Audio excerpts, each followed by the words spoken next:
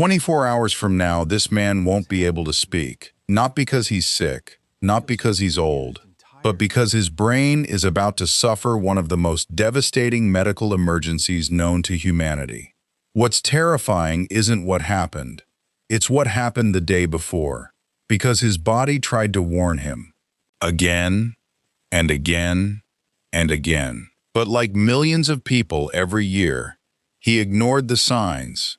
What if the warning signs are happening to you right now? On a quiet Tuesday morning in a suburb outside Chicago, 58-year-old David Walker woke up exactly the way he had for the past 20 years. The alarm sounded at 6:15. He stretched his arms, sat on the edge of the bed, and glanced toward the family photos resting on the dresser. There was one from a summer vacation in Florida, another from his daughter's wedding, and one showing him proudly holding his first grandson. It was the kind of life many people spend decades trying to build. Stable, comfortable, familiar. The kind of life that feels permanent right up until the moment it doesn't. David walked downstairs, switched on the coffee machine, and checked the weather forecast on his phone. It looked like a beautiful day. He replied to a message from an old friend, laughed at a joke, and made a mental note to call his daughter later that evening. Nothing felt unusual. Nothing felt urgent. If you had seen him that morning, you would have seen a man planning his future. What you wouldn't have seen was the silent countdown already taking place inside his head. Every 40 seconds, someone in America suffers a stroke.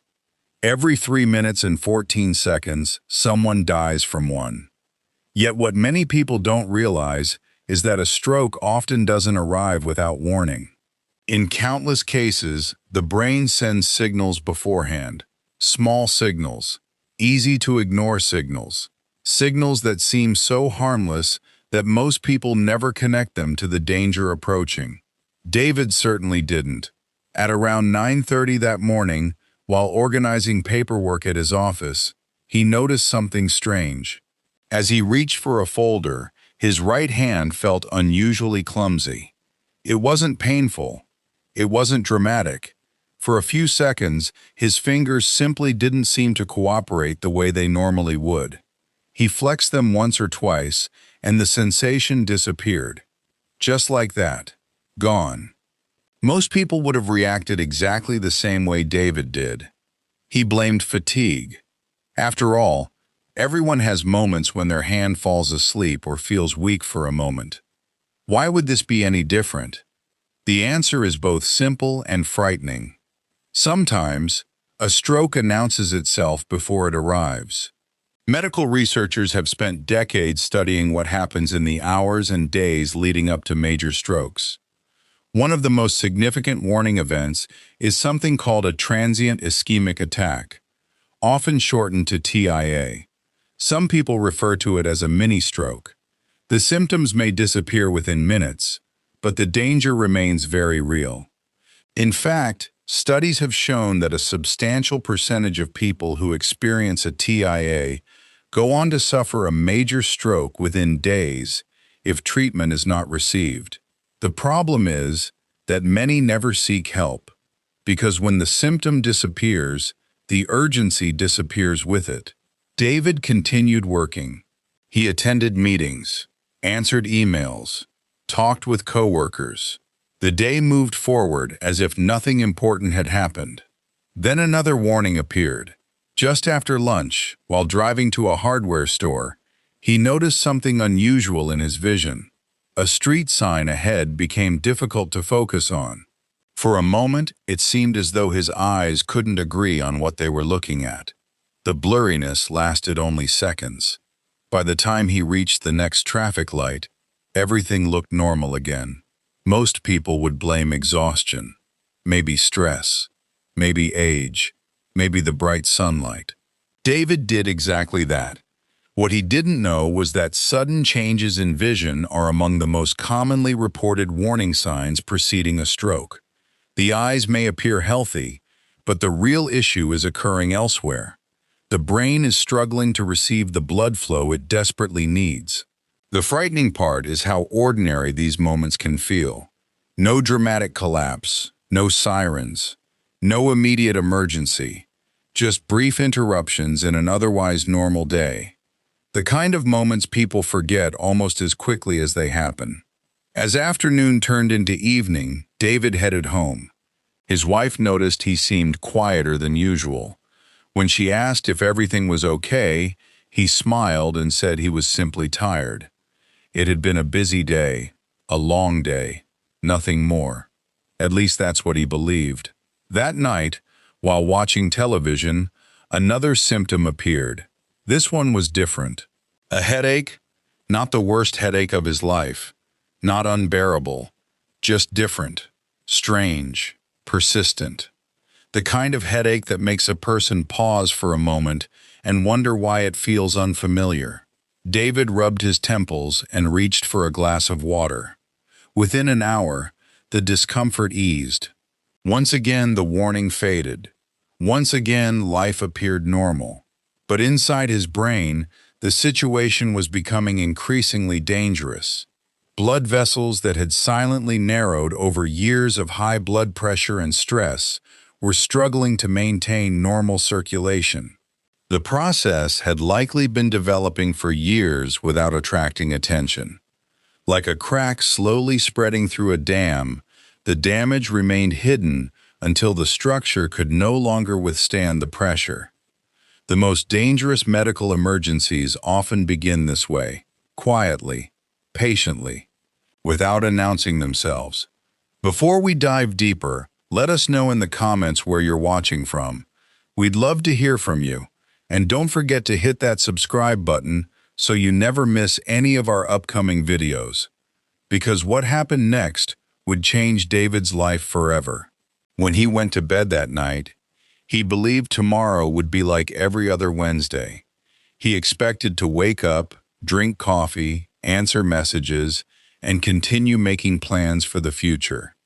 He had no idea that while he slept, the final hours of that future were already slipping away, and by sunrise, the warnings would be over. Writing, and by sunrise, the warnings would be over. At 6:14 the following morning, David's alarm clock began to ring. For a few seconds, everything seemed perfectly normal.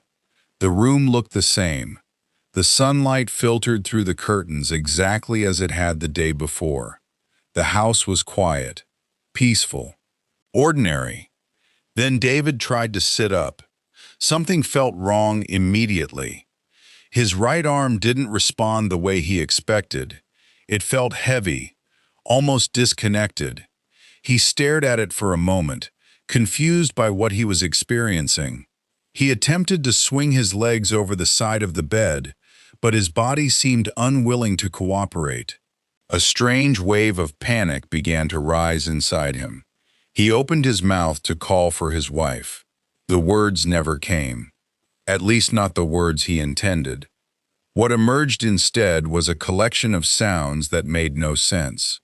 David could hear himself speaking, but he couldn't understand why the words were coming out wrong. And that was the moment his life divided into two parts. Everything before this morning and everything after. Many stroke survivors describe the experience in a surprisingly similar way.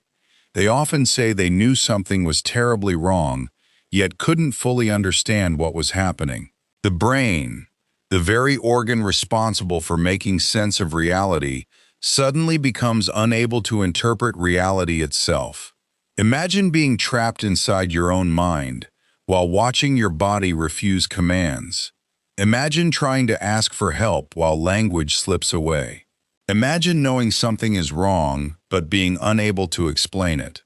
That is the reality many stroke victims face. Fortunately for David, he wasn't alone. His wife noticed something unusual almost immediately. At first, she assumed he was joking. Then she saw the right side of his face. It had begun to droop. His smile looked uneven.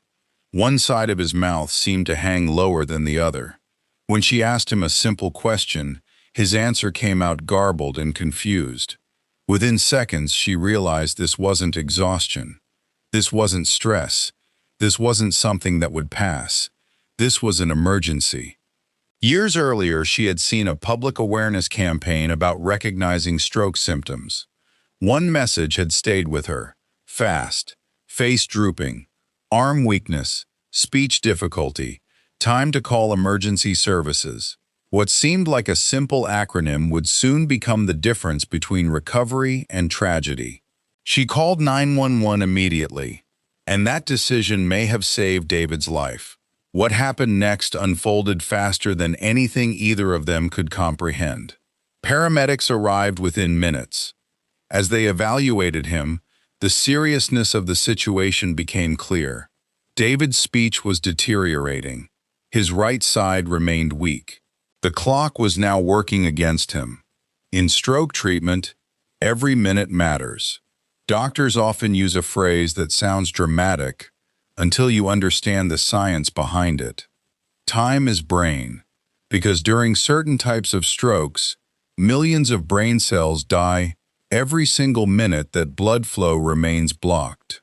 Every delayed decision, every ignored warning sign, every extra hour spent waiting can permanently change a person's future. As the ambulance raced toward the hospital, David struggled to make sense of what was happening around him. He could hear voices. He could see faces. Yet parts of reality seemed disconnected, as though someone had scrambled the signals traveling through his brain. For perhaps the first time, fragments of the previous day began returning to him. The weakness in his hand, the blurry vision, the strange headache, the moments he dismissed, the moments he forgot, the moments that now seemed impossible to ignore. Doctors would later explain that these may have been warning events, opportunities, chances to intervene before disaster struck. But hindsight is always clearer than the moment itself. Most people don't wake up expecting a stroke. Most people don't connect a brief numb feeling to a life-threatening emergency. Most people assume serious medical crises arrive dramatically. The reality is often very different. Sometimes the body whispers before it screams. When David reached the hospital, a specialized stroke team was already waiting. Nurses moved quickly. Questions were asked. Scans were ordered. Medical staff worked with the kind of urgency that only comes from understanding what is at stake. Within a short time, imaging revealed the problem. A blood vessel supplying a critical area of David's brain had become blocked. The diagnosis confirmed everyone's fears. This was a major ischemic stroke, the most common type of stroke in America. The blockage had interrupted blood flow to brain tissue, responsible for movement and language. The same abilities David had relied on every day of his life. The same abilities most people never think about until they are suddenly threatened. For David's family, the next several hours felt endless. Waiting rooms have a strange way of slowing time. Every update feels too far away. Every closed door feels intimidating. Every minute invites new questions. Will he survive? Will he recover? Will he ever speak normally again? Will he recognize us? Will life ever return to what it was? No doctor can answer those questions immediately, because every stroke is different. Every brain is different. Every outcome is different. What makes strokes especially frightening is their unpredictability after they occur. Two people can experience seemingly similar events and face completely different futures. One may recover remarkably well. Another may spend years rebuilding skills they once performed effortlessly. As David underwent treatment, his family replayed the previous day repeatedly. The headache, the fatigue, the vision changes, the weakness. Each memory now carried a painful realization. The clues had been there. The warnings had been there. The danger had been there. But nobody recognized the pattern until the stroke finally revealed what those clues had meant. And as doctors continued working to restore blood flow and limit further damage, another question emerged. What if those warnings had been recognized in time? What if one phone call had been made the day before? What if one hospital visit had occurred after the first symptom appeared? The answers to those questions would haunt David's family long after the emergency ended. Because sometimes the most frightening part of a stroke isn't what happens during it. It's discovering how many chances there were to stop it before it ever happened. Writing because sometimes the most frightening part of a stroke isn't what happens during it. It's discovering how many chances there were to stop it before it ever happened. For the next several hours, David's family sat in silence, watching a clock that seemed determined to move slower than usual. Every time a doctor entered the waiting area, their hearts raced. Every expression was analyzed. Every word carried enormous weight. Nobody wanted to ask the question that was hanging in the air because they were afraid of the answer. Would David ever be the same again? Inside the hospital, specialists worked to restore blood flow and prevent further damage. They understood something David and his family were only beginning to learn. A stroke doesn't end when the blockage occurs. In many ways, that is only the beginning. What follows can become a battle measured in weeks, months, or even years. Late that afternoon, a physician finally met with the family. The news was mixed. David was alive. That alone felt like a victory. But the stroke had affected areas of the brain involved in speech and movement. It was too early to predict the full extent of recovery. The coming days would reveal more. Those words offered hope and uncertainty at the same time. When his wife was finally allowed to see him, she immediately noticed something had changed. The man lying in that hospital bed looked familiar, yet different. His eyes recognized her. His face showed emotion. But when he attempted to speak, the words still struggled to form. For a moment, fear filled the room.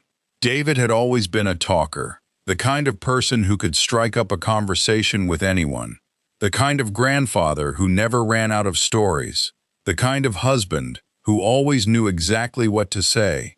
Now he was fighting to complete a simple sentence.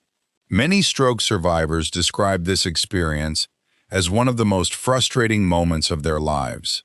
Their thoughts remain clear, but the bridge connecting those thoughts to speech becomes damaged.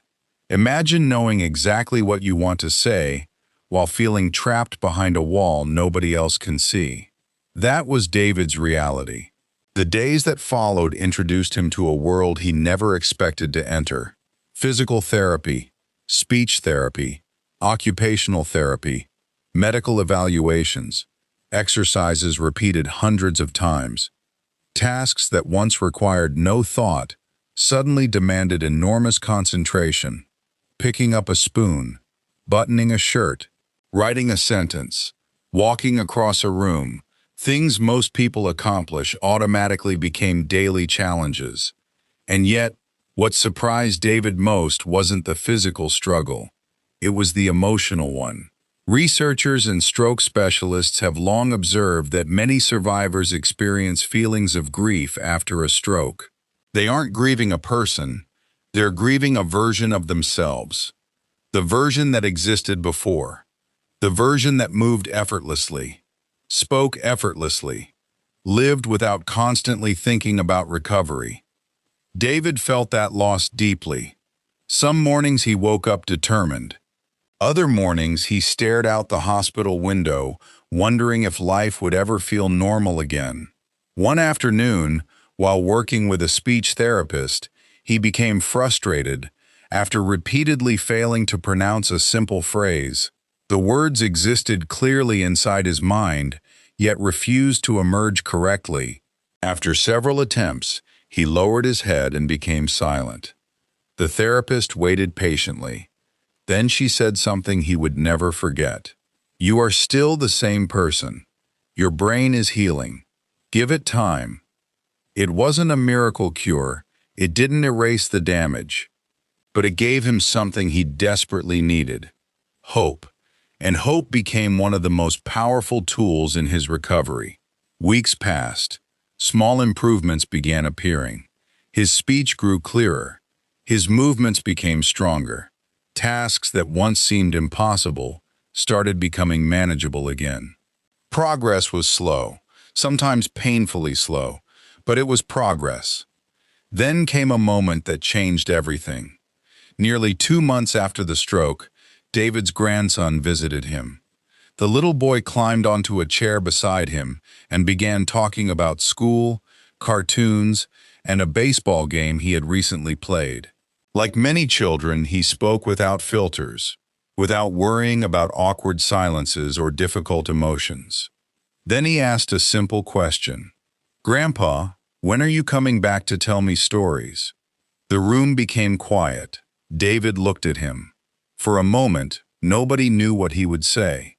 Then, slowly and carefully, he answered, "Soon." One word, just one. But for his family, it felt bigger than any speech, because it represented something they had been waiting weeks to hear. Proof that recovery was happening. Proof that the man they loved was still there. Proof that the future hadn't disappeared. Moments like these rarely appear in medical statistics. You won't find them on brain scans. You won't find them in scientific journals. But they are often what matter most. A first clear sentence. A first independent walk. A first family dinner after months of rehabilitation.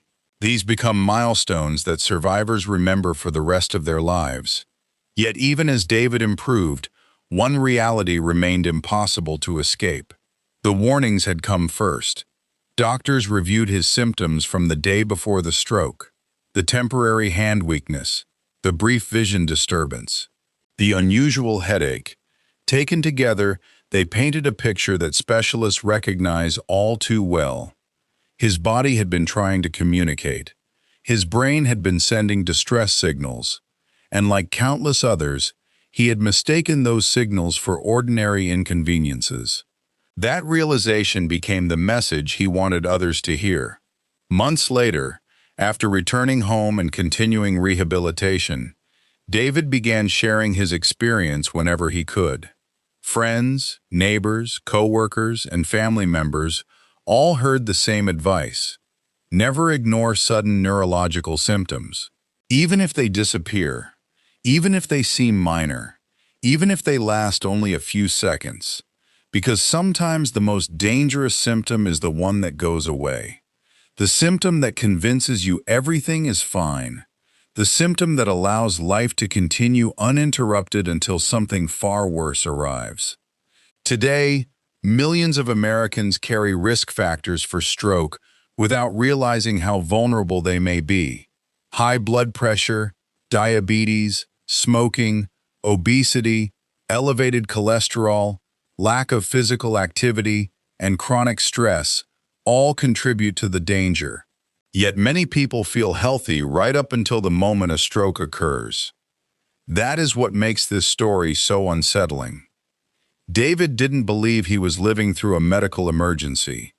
He believed he was having an ordinary Tuesday. And that may be the most important lesson of all. Because life-changing events rarely announce themselves with flashing warning lights.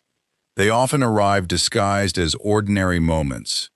A weak hand, a blurred image, a strange headache, a few seconds of confusion. Small moments that seem easy to dismiss, until they become impossible to forget.